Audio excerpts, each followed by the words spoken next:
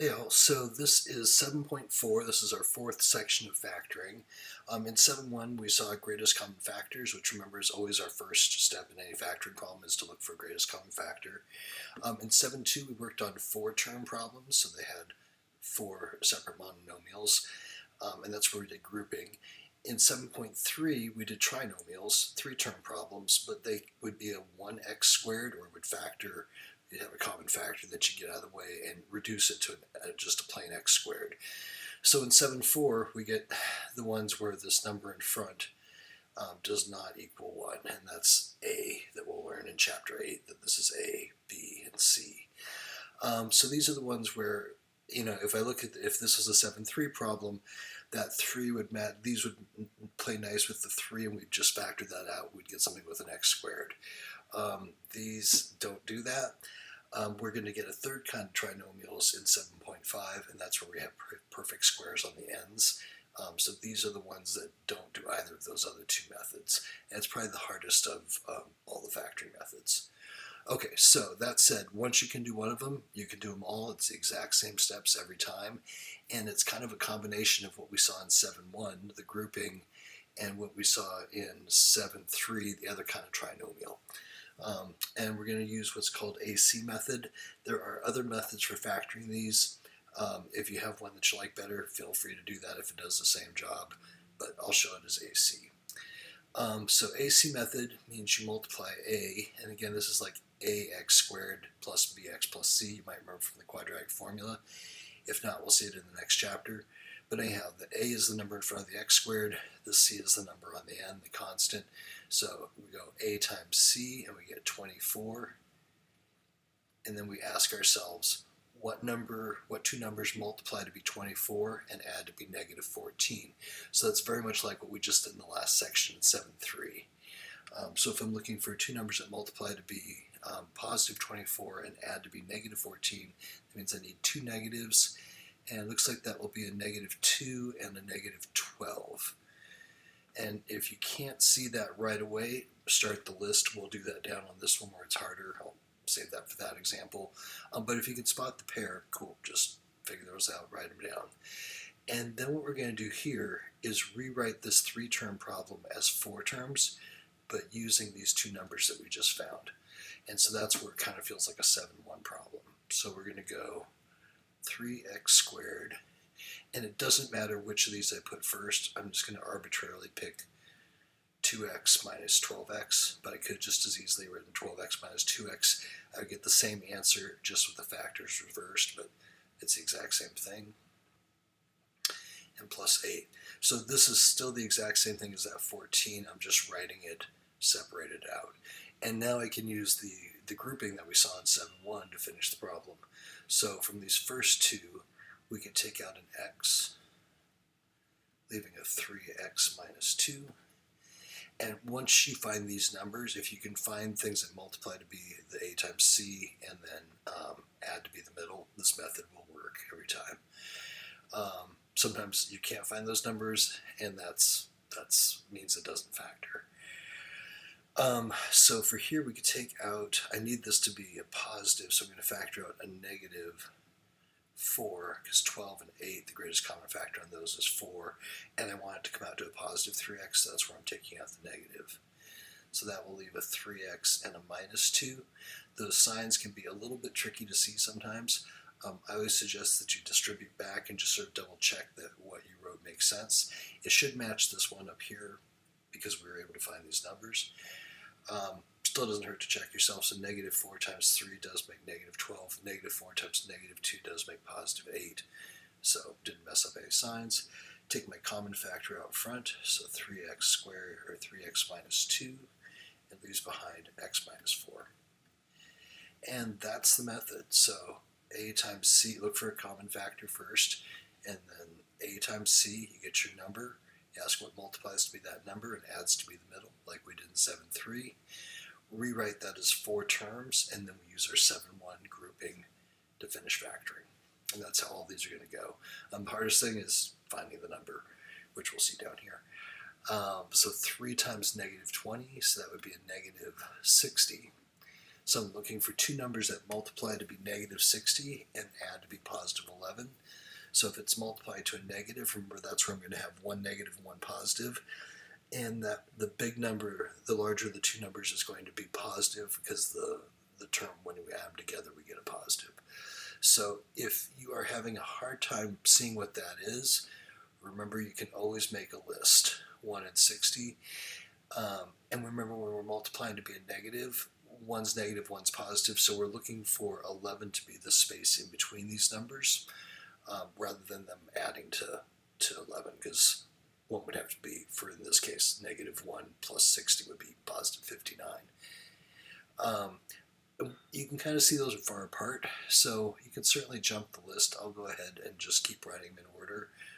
2 and 30, 3 and 20. You can see I'm getting closer to 11. We're at 17 there. 4 and 15, and there it is. So that's the one that's 11 apart, and I would need a negative on the 4 to get that to come back to a positive 11. So we'll go 3x squared. Again, it doesn't matter which order I write these in, so I'm just going to arbitrarily go minus 4x plus 15x, which is nice that I won't have to factor a negative like I did here, and a minus 20 right there. And that still makes the exact same 11 I had, but now I can group it. So we'll go and take the x out front, 3x minus 4, and then 15 and 20, they would have 5 in common, so we'll take out a positive 5. That's going to leave 3x minus 4 again, which it should. Take that out front, we're done.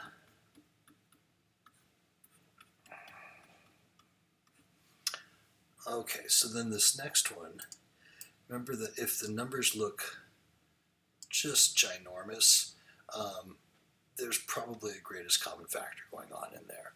So for this one, and also this x4, x3, x2, so we can definitely factor out an x squared out of all of that. And then it looks like 33 is the least interesting of these numbers. It's only 3 times 11, so 11 doesn't go into those, so my greatest common factor has to be 3 with the x squared. And let's do that over here. So then that's going to go 3x squared, taking that out of here would leave me a 15x squared. 3 out of 33 will leave me plus 11x, and 3 into 36 will be minus 12. So that's my greatest common factor. That made these numbers a lot more manageable, and they're still kind of big in this case. So for this one, if I go 15 times negative 12, I get negative 180. So that is, so I need this to multiply to be negative 180 and add to be positive 11. So again, my larger of my two numbers is going to be a positive, and I want two numbers that are 11 apart. If you look at the written version of the notes, I wrote out all the pairs, but you can kind of see that if I start with 1 and the bigger number is positive, so it'd be negative 1 and 180, those are 179 apart. I'm nowhere near that 11. So I would think to try something a little bit easier, that's a little bit closer together. So say I tried 6 and 180 would be 30. So now that's 24 apart, so I'm not far enough, but I'm getting closer. 7 doesn't go in, 8 doesn't go in. If I try 9, 9 goes into 18, that would be 20 times. And then there's my two numbers that are 11 apart. So you don't have to, if you're really stuck, try make the list and you'll find the right one. And it could be you're thinking about it wrong. And if you see that list, you might be able to figure out what the right way to go is. But if it's a bigger number like this, and most of them won't be, but some of them can be, depending on which version of the problem you draw. I wouldn't put one this hard on an exam, but you may see them on the homework. But try to kind of look at that middle number and see if you can get yourself close to where that has to be and save yourself a little work. So anyhow, this case, this would be a negative 9 right there. To make that be negative 9 plus 20 makes the 11. This gets kind of hard to write. You end up having to use a lot of parentheses. So I'm just going to cheat and draw myself a little arrow to remind myself to put that back when I get down to my answer. 5x or 15x squared will go minus 9x plus 20x and minus 12. So that's our plus 11. From here we take out the 3x, and that will leave me 5x minus 3. And again, I like to just kind of distribute that back and make sure I haven't done anything silly. 20 and 12, biggest number I can do out of those two is a 4. And there's another 5x and a minus 3, so that's a good sign. We'll bring the 5x minus 3 up front, and then leaves behind the 3x plus 4. And then since we have this greatest common factor, I just have to make sure I put that back in front. If I don't do this cheesy little thing with the arrow that I just did, let me show you what that would look like. Right here we would have parentheses around that. I'll use brackets because I have more parentheses coming up. And then when you're trying to factor this with the 3x squared out front in the bracket, people kind of start getting messed up with that extra set of parentheses as they're writing this out. So that's why for me, I often just draw a little arrow and remind myself to put that back and leave out those outer parentheses just because it's a little visually easier to deal with. So that is the worst of the factoring, and that's probably one of the harder sections for the quarter. But there it is, and like I said, once you kind of get the method down, they all do the exact same thing. The hardest part is spotting the right numbers to use for the middle.